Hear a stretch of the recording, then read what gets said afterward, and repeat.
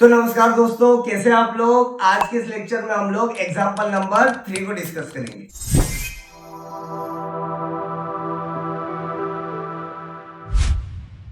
चलिए बेटा, आप लोगों की स्क्रीन पर दिख रहा है आपको एग्जाम्पल नंबर 3। क्या दे रखा है इसके अंदर हम लोगों को? Consider triangle ACB. मतलब हम लोगों को क्या करना पड़ेगा? एक सेकंड में लिख ही लेता हूं डायरेक्टली यहां पर आंसर नंबर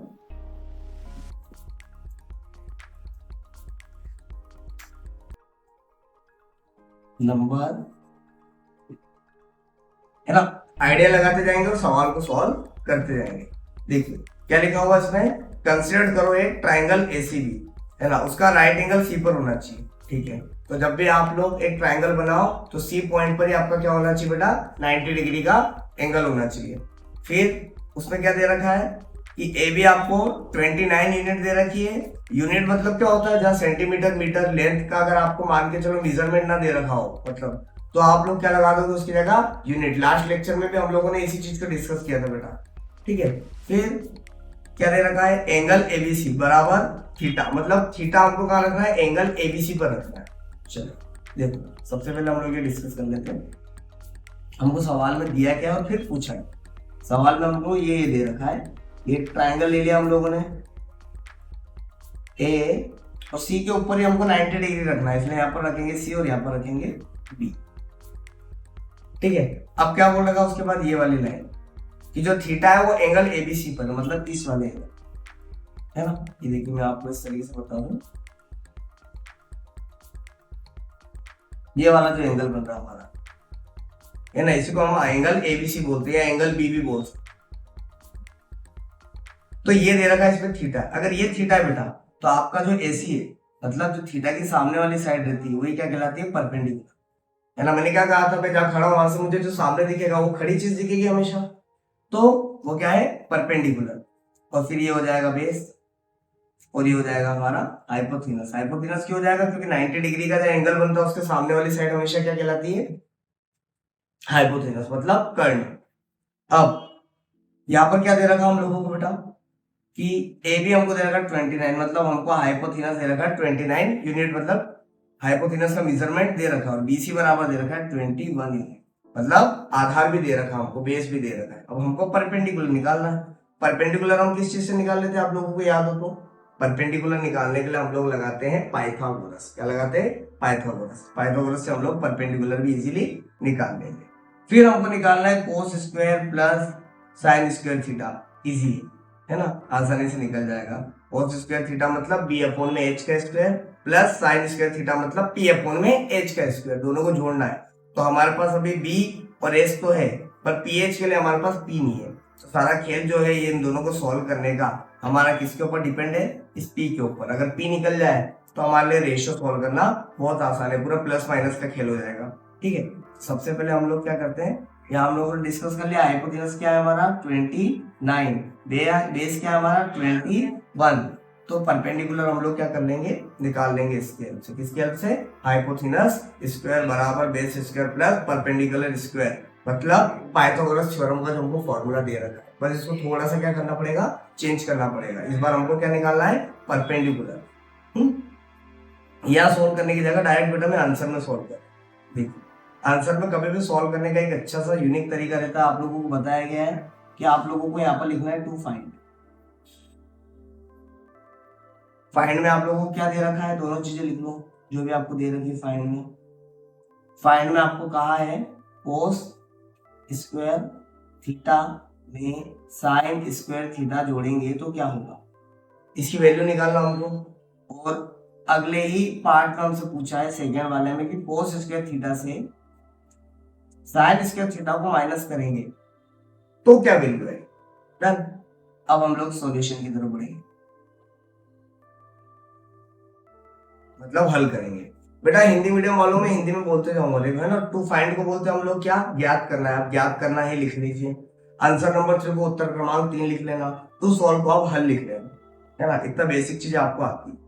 अब यहाँ पर हम लोग क्या कर लेते हैं, एक हाथों हाथ ये डायग्राम भी बना ही लेते हैं ताकि हम लोगों को ज्यादा मेहनत नहीं करना पड़े। ये ए, ये सी, ये बी पे थीटा है हमारा, और जो सी है उसपे राइट एंगल है हमारा। यहाँ पर दे रखा हमको 29 यूनिट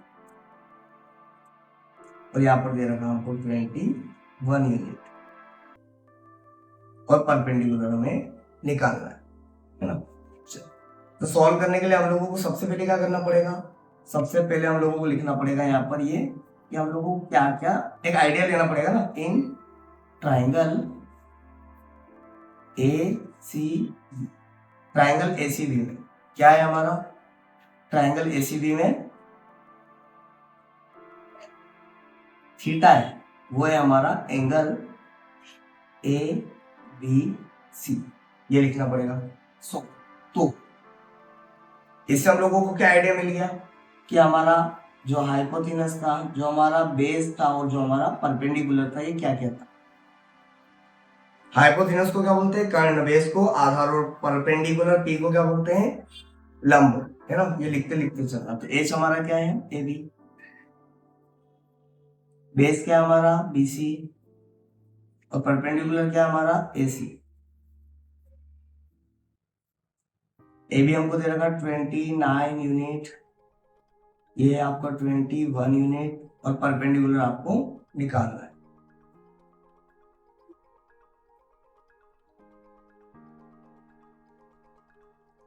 ये दोनों चीजें हमको गिवन है ना, दिया है। वहां दिया है नहीं लिखा, इसलिए हम लोगों ने यहाँ पर दिया है लिख लिया। अब क्या करेंगे, पाइथागोरस थ्योरम का यूज यहाँ लिख लेंगे, बाय पाइथागोरस थ्योरम, मतलब पाइथागोरस थ्योरम के द्वारा। अब इसके आगे क्या लिखेंगे हम लोग, हमको P निकालना है। P का स्क्वायर बराबर क्या होता है हमारा, H के स्क्वायर में से B के स्क्वायर को माइनस कर देंगे। देखिए ना ऊपर, ये P स्क्वायर निकालना हमको, तो बेस स्क्वायर को इधर ले जाके माइनस कर दो हाइपोथिनस के स्क्वायर में से, तो हमारा क्या निकल जाएगा, परपेंडिकुलर का स्क्वायर, मतलब लंब का स्क्वायर। अब यहाँ पर H कितना दे रखा हमको, 29 का स्क्वायर माइनस 21 का स्क्वायर। 29 का स्क्वायर मतलब क्या होता है 841 और 21 का स्क्वायर क्या होता है 441। तो हमारा फाइनली P स्क्वायर कितना आ गया 400।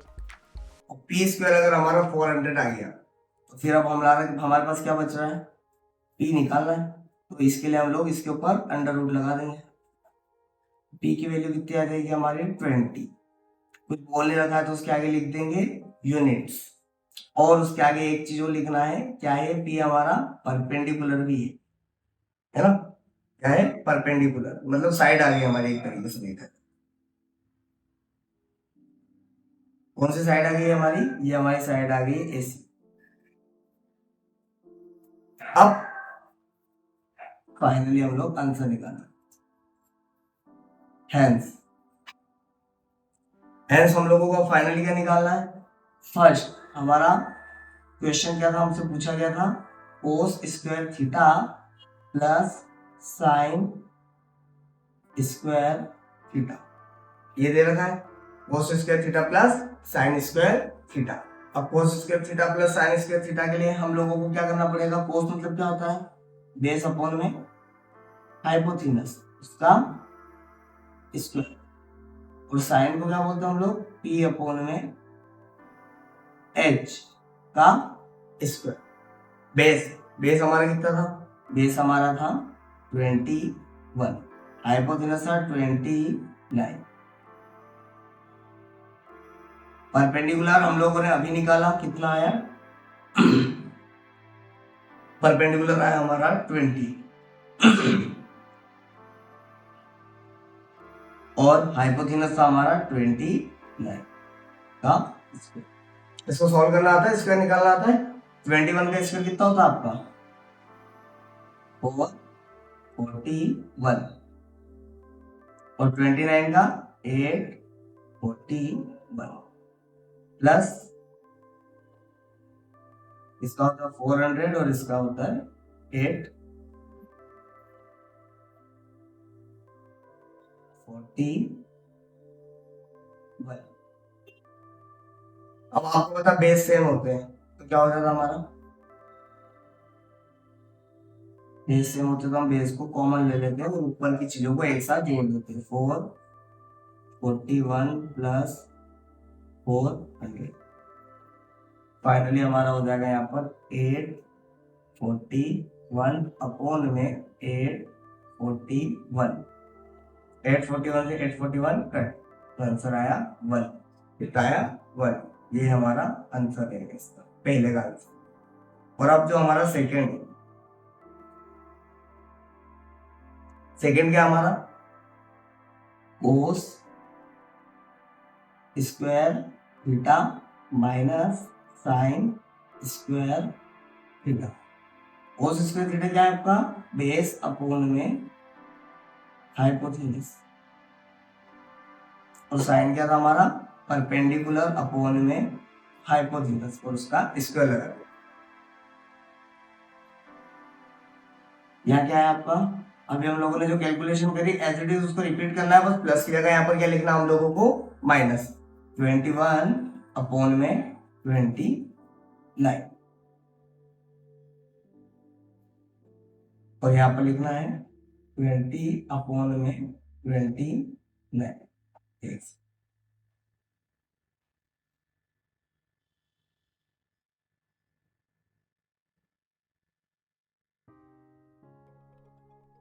यहाँ लिखा हम लोगों ने 21 अपॉन में 29, और यहाँ लिखा हम लोगों ने 20 अपॉन में 29।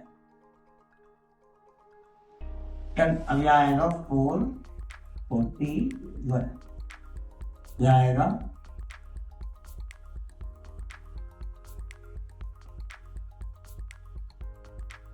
अपॉन में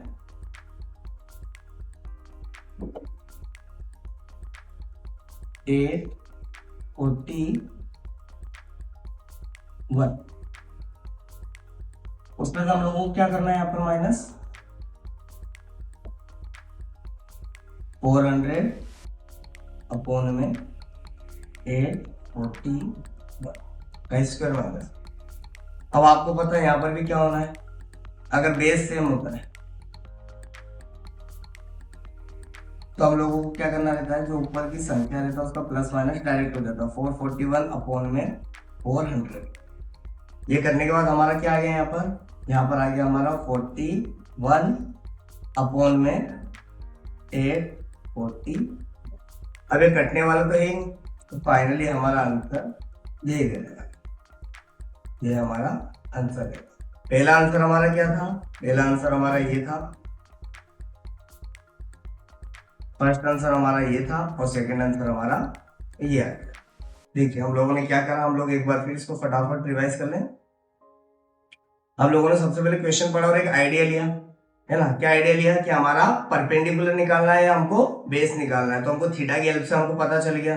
अब परपेंडिकुलर निकालना था तो हमने लोगों ने किस चीज का यूज करा यहाँ पर, परपेंडिकुलर निकालने के लिए पाइथागोरस थ्योरम का, है ना। सबसे पहले यहाँ पर हम लोगों ने क्या करा, टू फाइंड से स्टार्ट करा, फिर तो सॉल्व में हम लोगों ने पहले एक आइडिया ले लिया कंप्लीटली, फिर पाइथागोरस की हेल्प से हम लोगों ने क्या करा, यहाँ पर p की वैल्यू निकाल ली, और एक बार p निकल गया तो फिर तो जो दो चीजें पूछ रखी है तो हमने एज इट इज उनके रेशियो निकाले और आंसर निकालना स्टार्ट कर लिया। फर्स्ट में क्या कर लिया हम लोगों ने, कोस square theta plus sine square theta, और यहाँ पर क्या था, cos square theta minus sign square theta.